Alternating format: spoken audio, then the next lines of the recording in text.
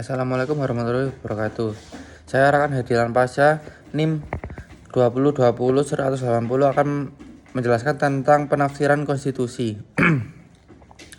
Penafsiran konstitusi adalah proses untuk menjelaskan makna yang terkandung dalam konstitusi atau undang-undang dasar agar dapat diterapkan pada undang-undang dan tindakan pemerintah.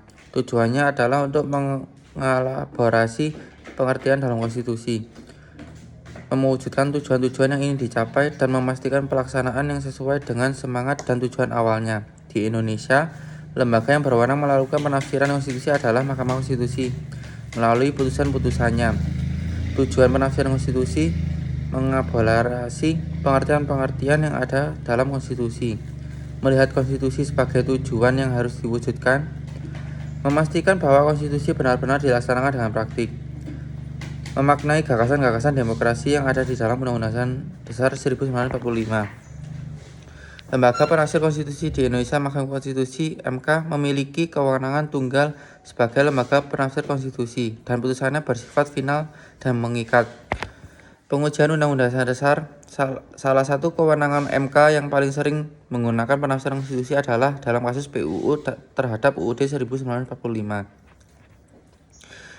Metode penafsiran konstitusi terdiri dari penafsiran harfiah, berpegang teguh pada teks atau bunyi kalimat dari peraturan tanpa keluar dari litera garis atau huruf undang-undang.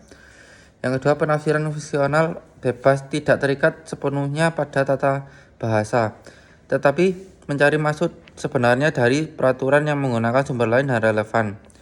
Yang ketiga, penafsiran sistematis, menghubungkan salah satu pasal dengan pasal lain untuk memahami maknanya secara utuh.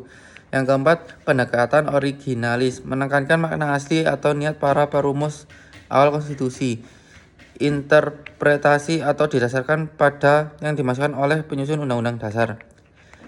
Yang terakhir, pendekatan non-originalis, tidak hanya terfokus pada niat penyusun konstitusi, tetapi memberikan pemahaman bahwa konstitusi dapat berkembang seiring dengan zaman dan kebutuhan masyarakat, tidak hanya melalui amandemen.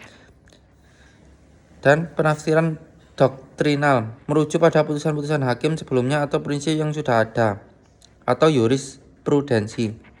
Dan yang terakhir, penafsiran sosiologis, mempertimbangkan kemaslahatan masyarakat untuk menentukan penerapan konstitusi, contohnya dalam kasus keterbukaan dan partisipasi masyarakat.